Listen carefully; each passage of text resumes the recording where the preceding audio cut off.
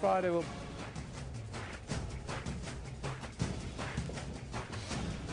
This is Newsroom. Hello and welcome from Johannesburg here in South Africa. My name is Evan Jansen. This show, of course, always live and is broadcast from our studios here in Auckland Park. Don't forget, we're also streaming live on YouTube right now, where the whole show is always available on demand on our YouTube channel. It's World Refugee and Migrant Day today. We look at the escalating refugee crisis in Europe.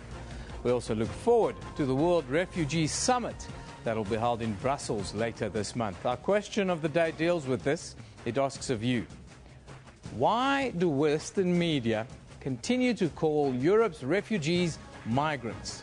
Are we aware of the difference between the two? At SABC Newsroom is where we want you to make your contribution. The mining crisis in South Africa is being addressed as we speak. We look at what measures will be put in place to deal with a couple of important meetings coming up. We'll cross live to the PRASA press conference shortly, where the chairman of the board, Paul Molefe, is expected to address the media at around 9:30 a.m. If we still have time after that, we'll look at the Business of Design conference from Cape Town and our African innovation slot with new innovation a little bit later. But first, today's news with Anita.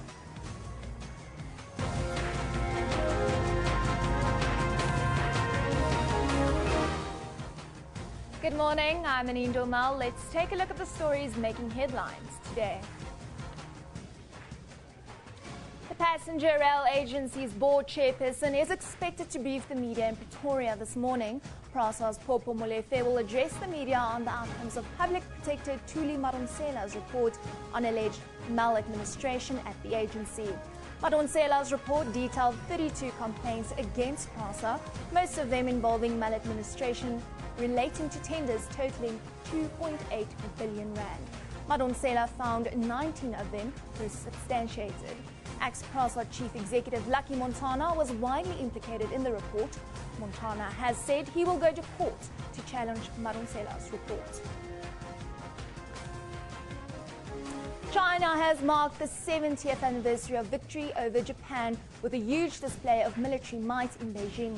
About 40 global leaders, including President Jacob Zuma, Russian President Vladimir Putin, and UN Secretary General Ban Ki-moon attended the event, but major Western leaders stayed away. As Africans, we will continue with our united voice to say end of fascism yet, but can we also talk about the end to this P5 UN Security Council continuation beyond the 70th anniversary. The Prime Minister of Hungary, Viktor Orban, is to hold talks in Brussels shortly with top EU officials. The country is one of several European countries opposed to plans to distribute asylum seekers more equally across the region.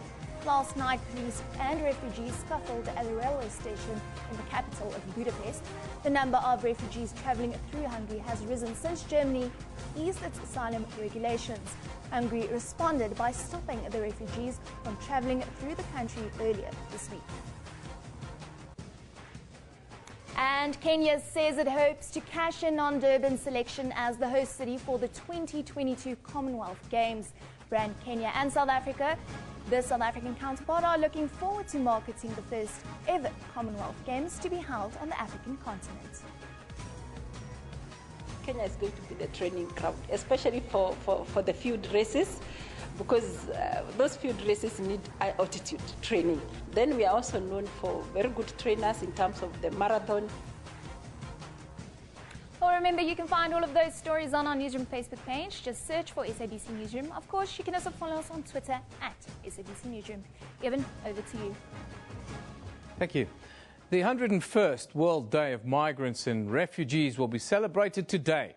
The day has been designated by the Catholic Church and the Jesuits Refugee Service to focus on the plight of the world's refugees and migrants. The irony of it all comes in the fact that Europe is facing much uncertainty as thousands of people displaced by war are seeking refuge within its borders.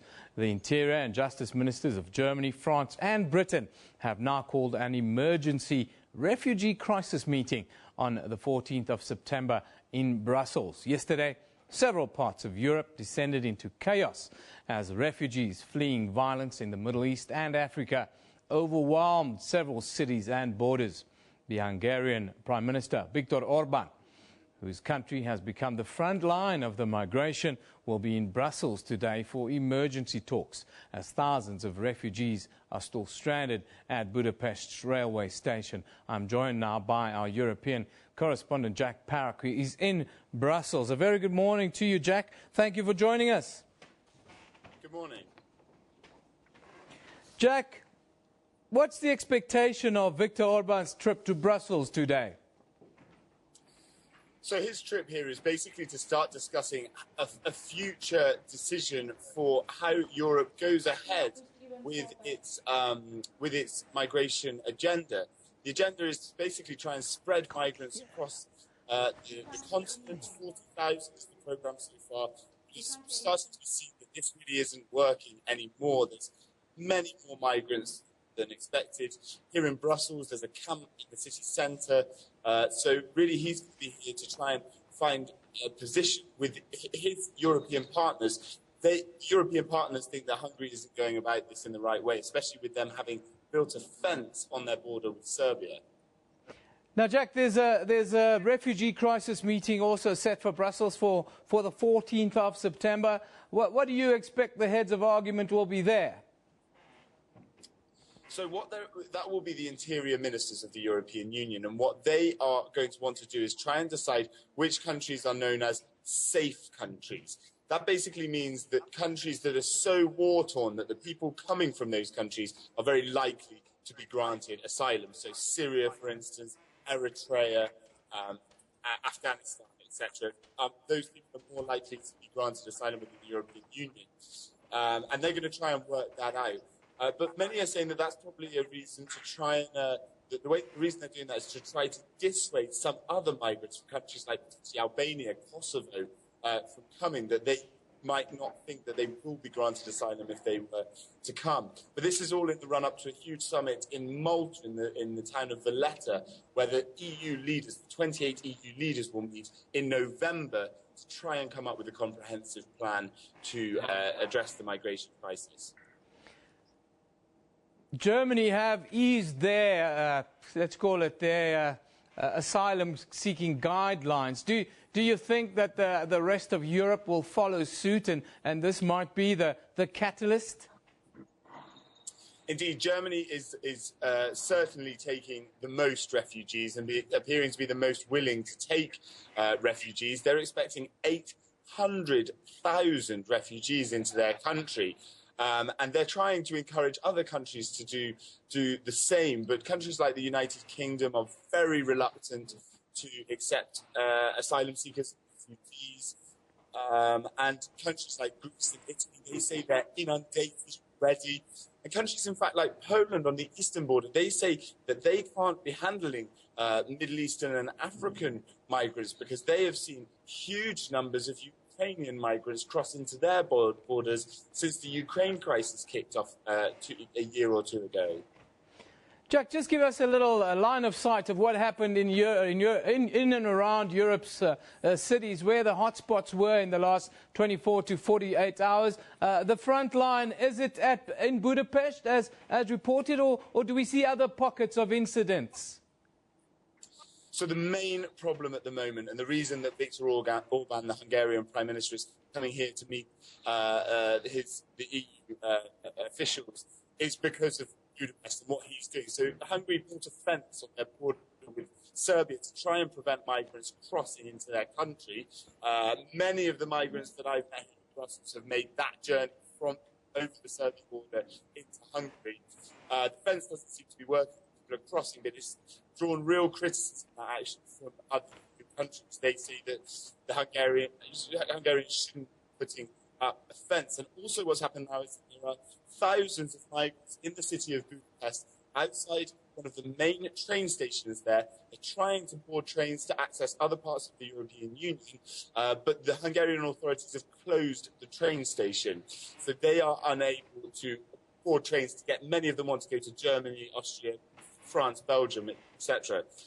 So that is really the kind of hot spot at the moment. But still, we have in Calais as lots of migrants try to get through the Eurotunnel. The United Kingdom, there's around 4,000 there growing, and now we're seeing camps growing in the city centre of cities like Brussels here where I am. Why do you think the likes of Hungary and even the United Kingdom, why are they taking this hardline approach when it comes to refugees? They don't want to call them refugees, we're calling them migrants. These aren't migrants, they're refugees.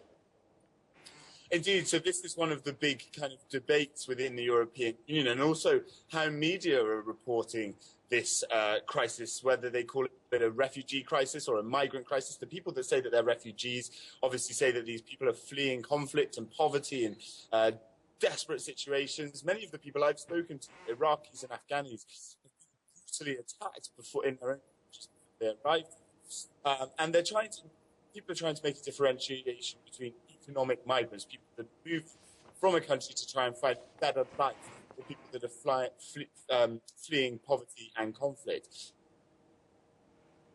Well, Jack, unfortunately, we've dropped the line. We've dropped the sound. Thanks for that update, Jack Parrock. You know, technology isn't always in our favour, is it? But live from Brussels there via Skype, we apologise if there were some instances of maybe a drop in sound and so forth. But we're trying to keep a handle on this escalating story. Of course, the world's refugee crisis is now suddenly highlighted because it has reached European shores. But the displacement of people through war and famine is a global crisis, with 1 in 22 people on the planet directly affected. They flee in crushing numbers, driven by war, by ethnic conflict, by natural disasters, by fear.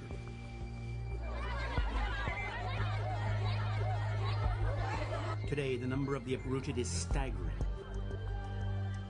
59.5 million forcibly displaced in 2014.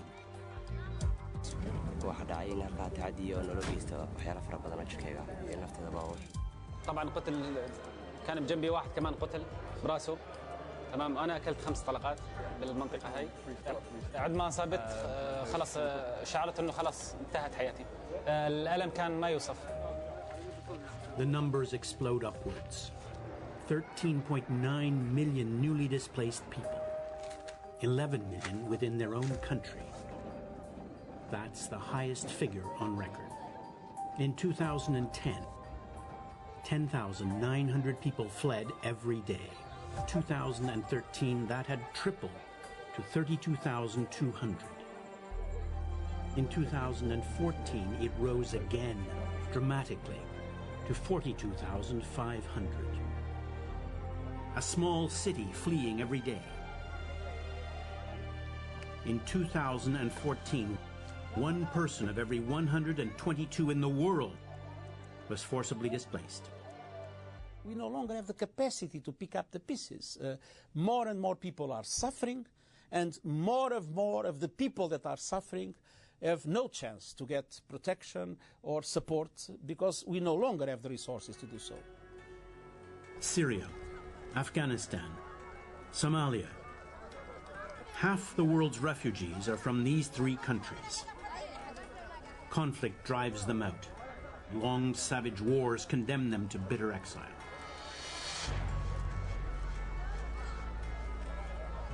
Syria's neighbor, Turkey, became in 2014 the world's largest refugee hosting country, with no fewer than 1.59 million people. It was followed by Pakistan, Lebanon, Iran, Ethiopia, and Jordan. Alongside the refugees, those forced from their homes, but not their countries. 2014 saw new conflict, new wounds, tens of thousands of the newly internally displaced in Iraq, in Cameroon, Ukraine, Central African Republic, South Sudan. In 2014, they were 38.2 million, an increase of almost 5 million over 2013. Conflicts, new and old. But one brutal constant: the young bear the brunt of suffering. More than 50% of the world's refugees are under the age of 18. In northern Iraq, a small boy cries. He is Yazidi, driven with his family from his home.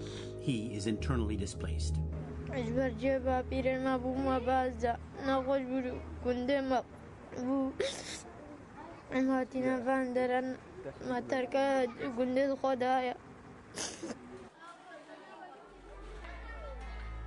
The system set up decades ago to help these people is at a tipping point. The world cannot turn away. We cannot simply do what we have done in the past. We must do more, much more, to overcome a crushing crisis.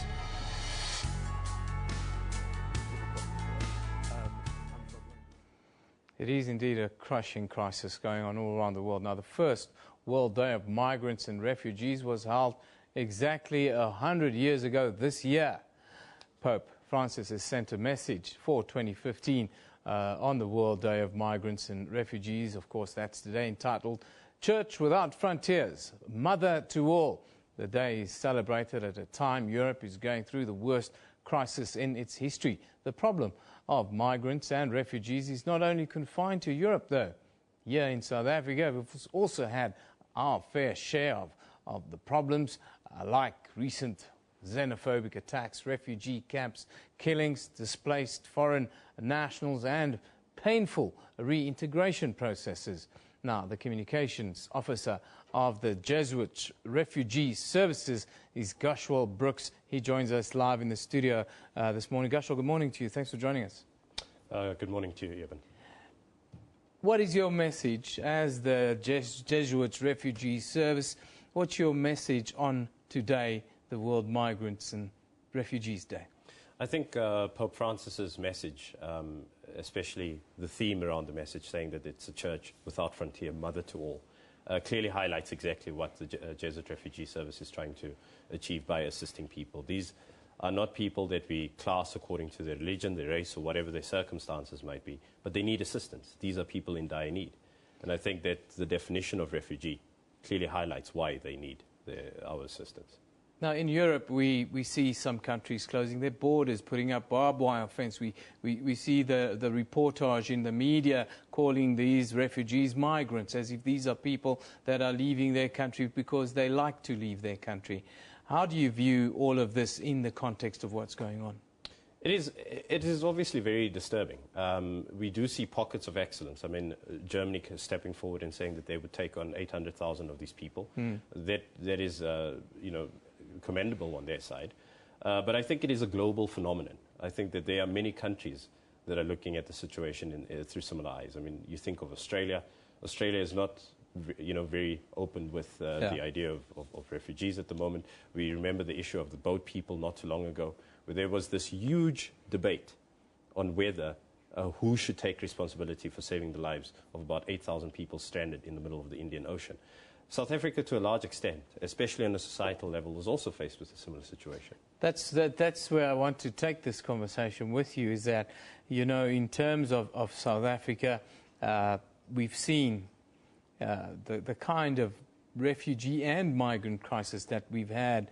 What is life like for a refugee on the one part and a person who's classed as a migrant today here in South Africa? I think even for the ordinary person on the street, I don't think that there is a distinction. I think people see all foreign nationals as migrants. I don't think that we necessarily comprehend that there are refugees, and these are people that are literally running for their lives, and that's why they seek asylum and refuge status here in South Africa. And I think that is, and it's understandable, especially if you think about the lack of service delivery in some instances, if you think about unemployment, if you think about poverty levels. It is quite clear why there is some level of resistance.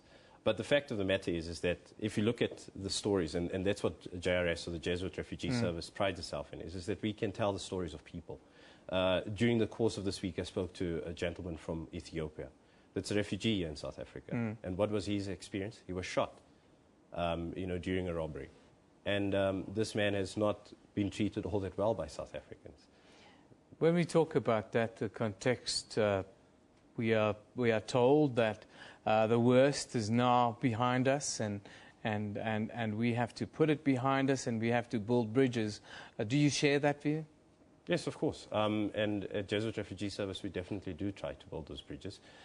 Many of the programs that we do run focus specifically on building social cohesion between refugees, asylum seekers, migrants, and ordinary South Africans. That is why a lot of our programs also extend to South Africans in giving them assistance exactly in areas where there's a need in service delivery. What are some of those unique challenges that these people face, especially here in South Africa? What are the unique challenges to our country? South Africa, look, globally, half of all refugees across the world are what we call urban refugees. These are people that are not confined to camps. They're not getting food aid or whatever in that particular form. So as an urban refugee, in as much as you have rights that most of the rights that an ordinary South African has, you also have the same responsibilities. Yeah. So you have to provide for your family, you have to educate your children and so forth. So these are the things that we assist people with. I mean, key amongst them is the livelihoods program that we run here in South Africa. We include South Africans in that process. Why? Because we're trying to show people that we're also assisting you with your poverty alleviation. But apart from that, building the camaraderie between ordinary South Africans and many of the refugees and asylum seekers we assist. Gashwal, I thank you for joining us today. Gashwal Brooks is the Communications Officer of the Jesuit Refugee Service here in South Africa. Of course, they mark World Day of Migrants and Refugees today. The European Union migrant crisis, of course, continues to escalate as bodies now begin to wash up on Turkish beaches, despite marine intervention on the Mediterranean Sea, and refugees in Africa and the Middle East continue to try and escape the conflicts in the areas where they are where they're affected. But yeah, some of the views on social media, there have been a variety of views. These are just some of those that we've picked up. Tony Cookson talks about these peoples are migrants, not refugees. They are wealthy people risking their children's life because their own country is in crisis. How did their countries become in crisis, Tony, is the question.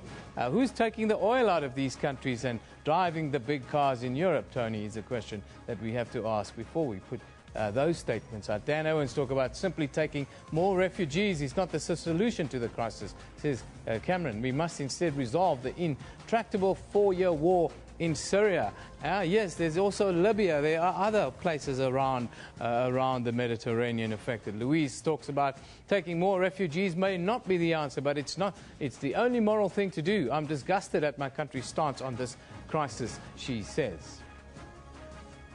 We're not taking more refugees because it's not the answer to a refugee crisis, apparently, says Bubbly Khalad. Yes, that's what Mr. Cameron says. John Groves talks about number of times Tabitha Saadi has tweeted about refugees or the migrant crisis in the last 2 years before today. 0. Yes, of course, now everyone will be calling each other out. Today's picture of the day, well, it comes from Brendan McDonald. It's captioned, Syrian children cross the Hungarian border as they try to reach Europe. Yes, rich people, they say. These are rich people leaving their country to look for opportunities in Europe. Now let's take a look at the front pages from around the world. Quick restart in Europe with the Times. You see the harrowing image of a little boy lying lifeless in a policeman's arms, dramatically illustrated the human cost of Europe's greatest post-war migration yesterday as political leaders drifted further from a solution to the crisis. We move to the USA. The USA Today, emboldened by growing Senate support for the Iran nuclear agreement, supporters of the deal are pushing to get 41 Democrats on board to prevent the Senate from voting on a resolution disapproving of the pact, of course. In Australia, the Daily Telegraph says 5 meter great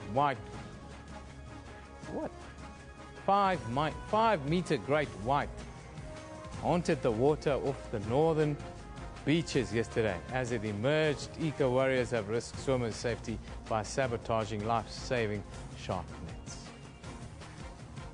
let's take a quick look at what's happening in the courts around the country. We start in Durban, a high court there where the sentencing of 3 men who killed a policeman in 2013 and buried him in a shallow grave is expected to continue.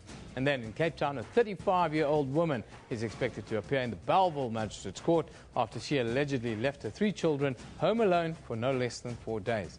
Neighbors allegedly called in the police after they found the children hungry, dirty and reeking of urine. That's where we leave it. Time for us to take a break. You're watching Newsroom here on SABC News.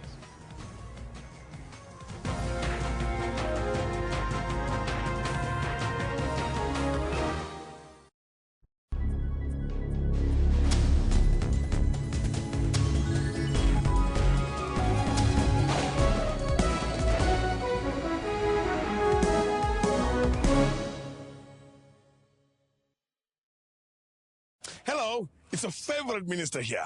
Yane, party is a very nice language because it was written by you, the people. Here's a good one. Try hard, and the individual who tries against all odds. Hoi! Give me water! Help make party South Africa's 12th official language. Sign the petition today. This one is good, hey?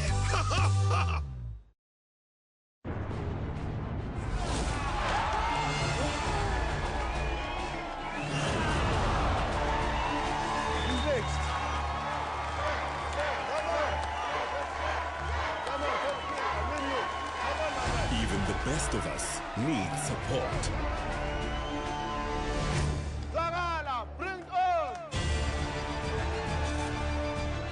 For more than 10 years, we at SEDA have been giving non-financial support to and developing SMMEs as well as cooperatives, helping them to create jobs.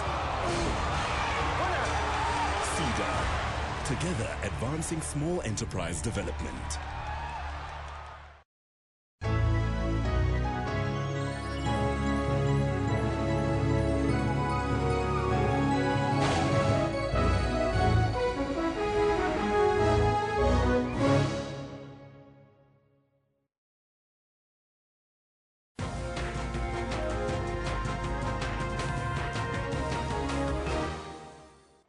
Welcome back. Now, as the country's mining industry continues to face a variety of complex challenges, the Federation of Unions of South Africa will meet with President Jacob Zuma next week to shed some light on some of these critical issues.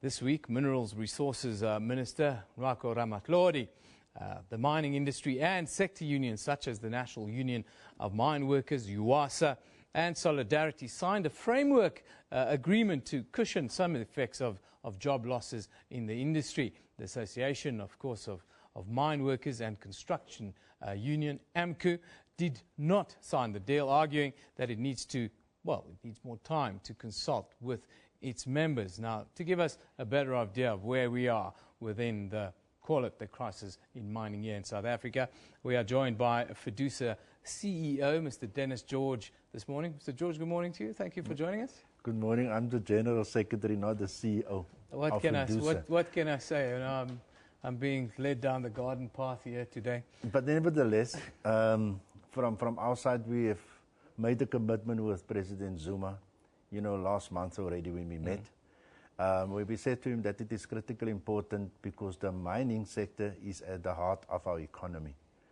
And that is where South Africa was blessed with minerals. And what we're seeing happening is that the global economy is slowing down drastically. Demand in China is weak. Australia is suffering because they're also a big exporting country. So we said, look, let's deal with this problem on 2 levels.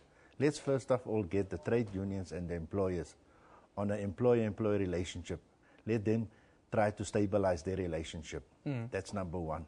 Then we said number 2, on a higher level, where the president and the leaders of the federations can meet, and the president set the date for the 8th, where we can look at the strategic issues that's affecting the mining sector and to try to identify the obstacles that gets more investment to flow into the mining sector. Because look, we will go through these business cycles, but what is important that we need leadership, to guide us through the process and to send a clear message that South Africa is open for business. You talk about leadership, and leadership needs to be from all sectors. It needs to come from business, from government, but also from the unions themselves. At times over the last couple of years, within the crises that we've seen in several sectors within the mining, our union bosses stand accused of selling false hope to workers to try and get their membership numbers up. We've seen there's now suddenly a competitive edge amongst unions for the recruitment of new members, and asking for 100% increases in salaries and so forth. It's simply not sustainable, not in South Africa, not anywhere in the world. Why then, when we talk about leadership, do we still have unions asking for these kinds of increments? Look, those trade union leaders that advocate approaches where you want to play off wage demands is playing with fire. And they are clearly demonstrating a sign of weak leadership. I think in a time of crisis that all people must come together, whether it's employers, whether it's trade unions, whether it's government, because we are all only in one boat. Yeah. And if that one boat sinks, all of us will sink. So it's no use you try to pretend to keep you clever and you are smarter and you can hold out longer. We are playing with people's job security. And it's very important that those leaders must grow up. They need to have a mindset change and inform and educate their members about the reality. What is going on? Let them study the financial statements. Let us be transparent about these things. But if you're going to try to play people off on wage demands, you're just going to cause your members to lose their jobs. In the shape of massive retrenchments, we've seen massive retrenchments around the entire mining sector. Is that part of the message that you're going to take to the president next week? Of course, I think what is very, very critical, if you look at the German model of co-determination, after the Second World War, Germany realized that if they are not going to come together as business, government and labor, they're not going to make progress. And that is a kind of model that the Deputy President is also advocating with us in the issue of the minimum wages and in the issue of stabilizing labor relations. And FEDUSA from our side are going to work with him, and we're going to work with President Zuma, and we want to send a positive message out to the world and to our people that we must work together. The time has come for that.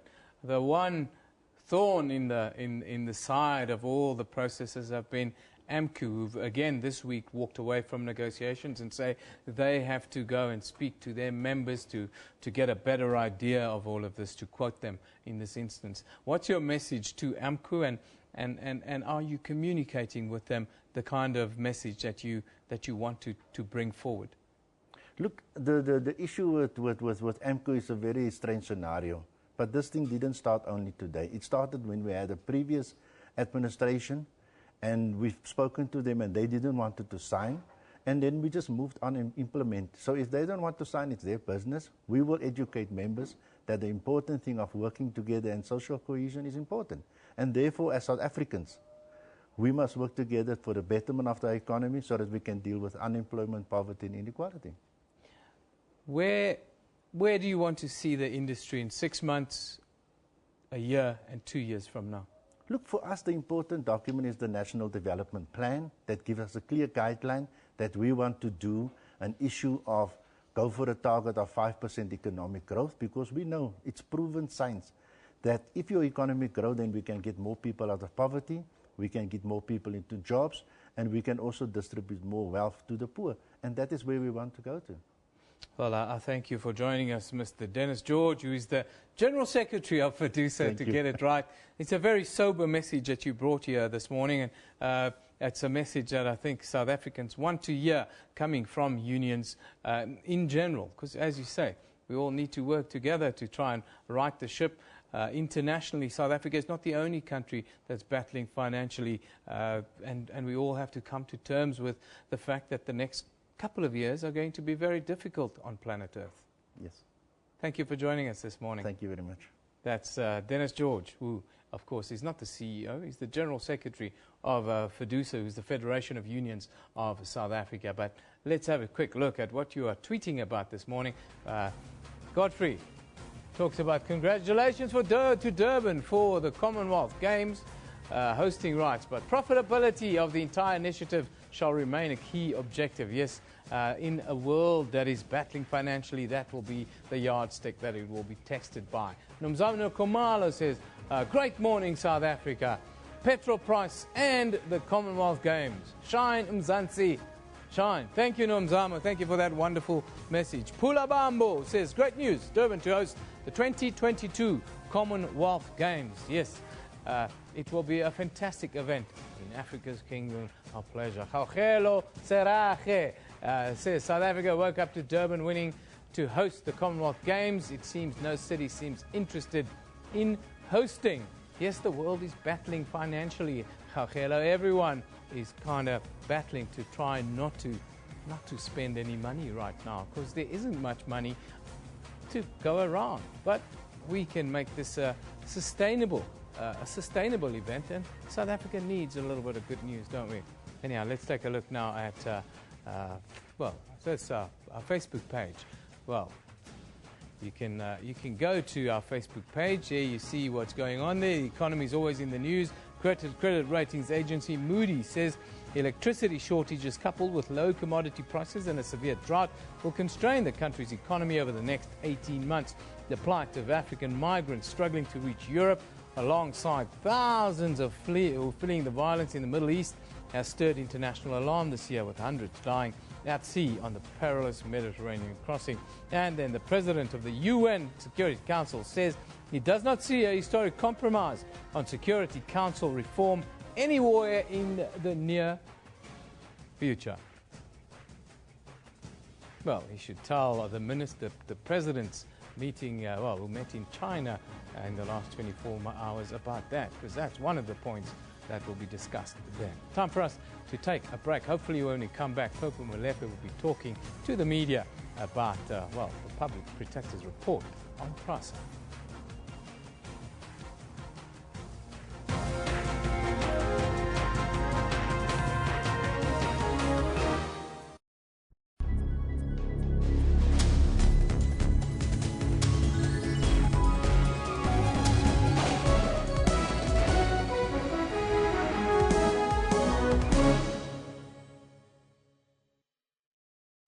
SABC News seeks to be the biggest, the most extensive and diverse news organization on the continent. Our mission is to provide accurate and credible news and current affairs programming throughout the day. We are committed to covering every part of the continent. We reflect the world to Africa and Africa to the world. SABC News, Africa's news leader. Now available throughout the continent. South Africans depend on our weather forecasts for their daily and weekly forecasts. Our weathercasters report current and forecasted weather conditions. They have a duty to provide accurate and impartial news. They present the weather logically and interestingly so that you understand, enjoy, and use the information in your daily lives. We are SABC News, Africa's news leader.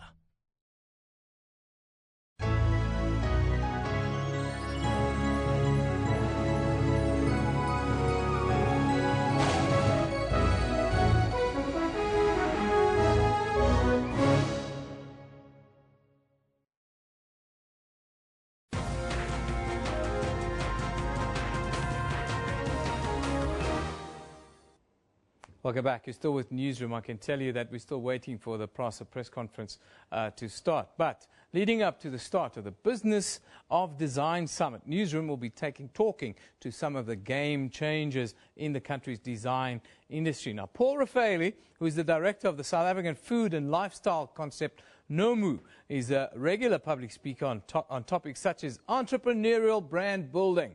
In October, he'll be guiding other entrepreneurs who will be attending the summit. And to tell us a little bit more, well, the man himself joins us from Cape Town. Good morning, Paul. Thanks for joining us. Cool. Thank you very much for having me. But before we go into the business of design, tell me quickly your personal story a little bit. What is NOMU and how did it become so successful? Well, you know, Tracy and I like to think of what we've been doing so far as like an evolving story. So it's sweet that you would call it successful. We think we're kind of just getting warmed up. NOMU's been going 15 years, started in a cottage in Oranjezig down here in Cape Town. It's just Trace and myself, having built it from a couple of products, about 6 or 7 different products. We now have about 146 products, 7 different categories, exported to around 30 markets around the world. It's a brand that has an enormous amount of agility, versatility still in it. Like I said, it's an evolving story. I think you could probably think of us as maybe one of the most selfishly motivated brands in South Africa. We produce and market items that we literally just want for ourselves. In fact, we've developed products just for our children, and we've kind of just let the story flow from there as well. But the nice thing about Nomu is that it's a very accessible story. For anyone looking at it from the outside, it provides an interesting kind of benchmark for how the country has developed economically and from an entrepreneurial point of view for the last 15 years as well, particularly in food, which is, I think, where they've asked me to spend most of my time talking at the conference in October. Interestingly, your topic at the summit is called "Don't Go Into Food," a cautionary tale about food packaging design. I like that. What are you going to tell people? I think, yes, we call it a cautionary tale, but the reality is that 15 years ago, legislatively, the country was quite different. Economically, we were in a very different situation, and also it was a very sort of Afro-optimist period for South Africa in general. You could start a small brand 15 years ago and be able to tell the story. People were receptive to it. But I think 15 years on, South Africa has become a considerably more cynical place. It is legislatively far more prohibitive. It is harder to export, harder to manufacture. Simple things like, well, not so simple actually, it's diabolical, but Eskom was not an issue for us 15 years ago. However, the topic that I'm speaking about from the point of view of the design conference has to do with packaging specifically. And I mean, if you think about it, any intelligent person, considering the number of obstacles ahead of them in getting into food, would be facing a food distribution situation that looks a bit like Mad Max Fury Road. You're dealing with a situation where suppliers are unreliable, physical materials are inconsistent, even supply base just to get going on manufacturing is not easy any longer.